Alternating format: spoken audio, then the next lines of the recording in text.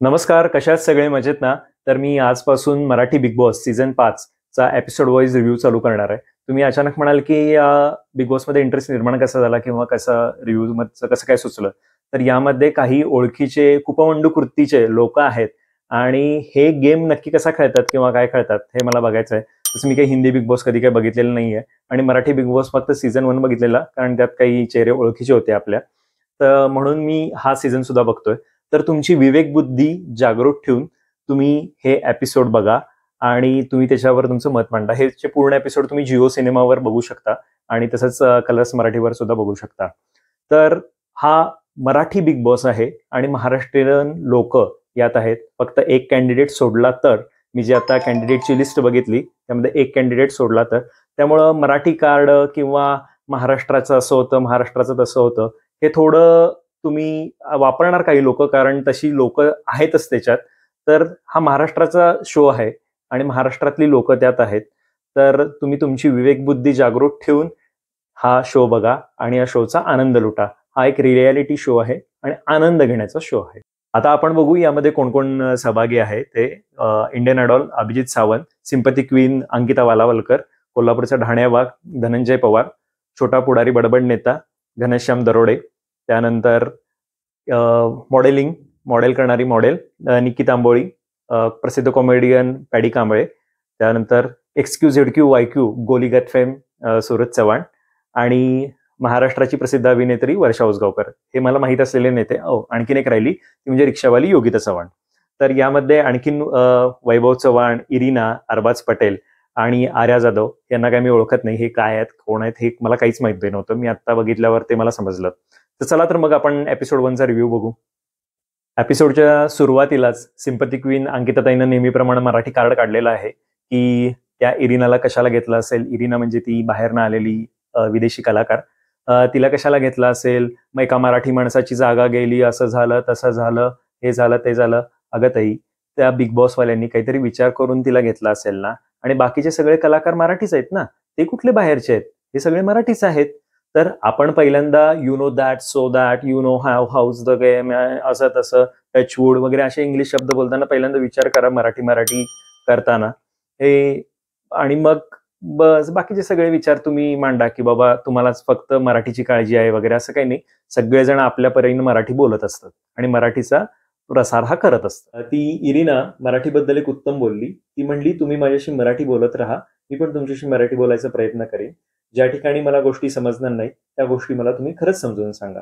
तिचं मराठी ऐकल्यावर किंवा मी आधीच्या सुद्धा तिच्या काही व्हिडिओज बघितल्या, त्या ऐकल्यावर असं वाटलं की जे स्वतःला मराठी अभिनेते किंवा अभिनेत्री उत्तम असं समजतात, जे प्रत्येक गोष्टीत इंग्लिश बोलत असतात, तर त्यांच्यापेक्षा हिचं उत्तम असं मराठी आहे, हे असं मला वाटतं. तर सगळेजण एकत्र येतात, सगळेजण एकमेकांची ओळख करून घ्यायचं चालू असतं. तर अशामध्येच वर्षा उसगावकरांची एंट्री होती आणि त्या त्यांना असं वाटतं की आपणच फक्त घरातले करते धरते आहोत आणि सगळं आपण लीड घेऊन करायला पाहिजे.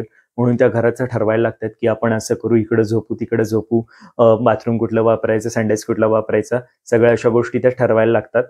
यात मग थोडे काही कॉन्फ्लिक्ट होतात आणि यात धनंजय पवार थोडं मध्यस्थी चांगली करून हा वाद म्हणजे हा प्रश्न मार्गी लावतात.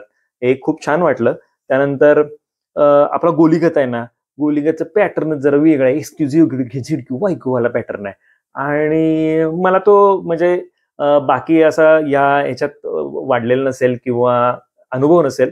माणूस थोडं घाबरतोच, कारण जरा तुम्ही बघितले असतील त्या 5 स्टार सोयी आहेत आणि आपण कोणच असं वावरत नसतो दररोजचं.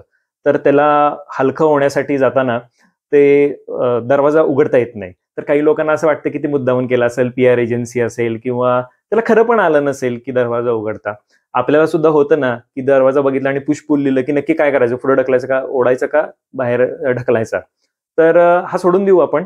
तर थोडं जरा गोलीगत बद्दल सहानुभूती लोकांना आहे आणि हे बघायला खूप इंटरेस्ट येणार आहे. रात्रीपर्यंत सगळ्यांच्या एकमेकांशी ओळखी झालेल्या असतात, चांगल्या ओळखी झालेल्या असतात आणि सकाळी उठल्या उठल्या पाणी चालूच होते. पाणी म्हणजे काय, पाणी गेलेलं असतं, त्यामुळं बरेच 1 नंबरपासून 2 नंबरपासून सगळेच प्रॉब्लेम येतात त्यांना आणि अगदी खूप मोठा प्रश्न झालेला आहे. असं हे करून आपापल्या पद्धतीनं बडबड चालूच असते सगळ्यांची. तर यामध्ये गोलीगत पासून सगळेजण एकमेकांची आपली स्टोरी सांगतात, स्ट्रगल सांगतात. सगळा स्ट्रगल काय असेल ते सांगत असतात. तर यामध्ये होतं काय, स्ट्रगल सांगासांगी या स्टोऱ्या सांगात ज्या आपल्या वर्षा उसगावकर आहेत त्या बेडवर झोपून जातात आणि तो अरबाज आहे तो बेडवर बसतो. एक बिग बॉसने नियम केलेला असतो की बेडवर बसायचं नाही तर तुम्हाला काही गोष्टी येतील वगैरे, आणि हिथूनच चालू होते, वादाची ठिणगी पडते आणि हिथूनच वाद हे चालू होतात. तर हे तुम्ही सर्व बिग बॉसच्या लाईव्ह शो मध्ये बघा. बराच वेळ झालेला असतो, भूक लागलेली असती आणि खाण्यापिण्याची सोय झाली नसते. बिग बॉस एक मस्त गेम खेळतात. ते या सगळ्यांसमोर एक लॅविश ब्रेकफास्ट ठेवतात आणि त्यांना सांगतात की म्हणजे त्यांच्या या सगळ्यांनाच वाटतं की हा आपल्यासाठी वगैरे आहे, तर तसं नसतं ते. तर यामध्ये त्यांना ते टास्क देतात की तुम्ही जे सर्वजण आहात त्यामध्ये ज्यांच्याकडे निर्णय क्षमता नाहीये तर त्या लोकांची नावं सजेस्ट करा. 3 नावं सजेस्ट करा असं त्यांनी सांगितलेलं असतं. त्यात इरिना आणि सूरजचं नाव घेतलं, बहुमतानं घेतलं जातं आणि त्यात डीपीचं नाव असंच आलं येतं जातं. खरं त्याला काय बहुमत वगैरे नसतं, कारण डीपी स्वतःहून ओढवून घेतो की आहे मी, माझ्याकडे निर्णय क्षमता नाहीये वगैरे म्हणून असं.